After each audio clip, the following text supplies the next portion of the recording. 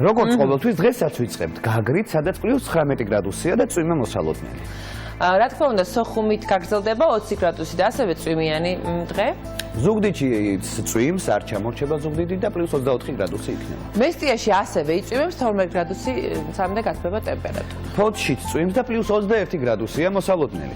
სინოპტიკოსები ბათუმში წვიმდებიან წვიმას 20 გრადუსი სითბო. ასევე ოზურგეთში +24 გრადუსია და წვიმა შემოთინებს. თბილი ამინდია ქუთაისშიც 23 გრადუსი, თუმცა წვიმიანი. ამბროლაურშიც გრილა, კი ბატონო, +20 გრადუსი და წვიმა ნალექის სახით. 19 გრადუსი არის დღეს ახალციხეში ნავარაუდები წვიმასთან ერთად.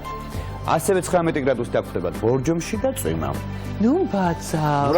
ბაკურიაში 12 გრადუსი იქნება, აი? და მანდაც გორშიც წვიმს +18 გრადუსი. ცხინვალშიც იწვიმებს დღეს 16 გრადუსი, როგორც დაკვირდით, კვირადღინება წვიმიანი. სტეფანწმინდაშიც წვიმს და +9 გრადუსი. გუდაურშიც იწვიმებს მხოლოდ და მხოლოდ 3 გრადუსი და რა თქმა უნდა ნალექი. თელავი +19 გრადუსი და აქაც წვიმა დასავლეთ აღმოსავლეთ საქართველოში სულ წვიმა. აი რუსთავში გამიკვირდა წვიმა, იმიტომ რომ ყოველთვის კარგი დარია 19 გრადუსი სითბო და ასევე 19 გრადუსი ჩვენს დედაქალაქში წვიმა ნალექის სახით.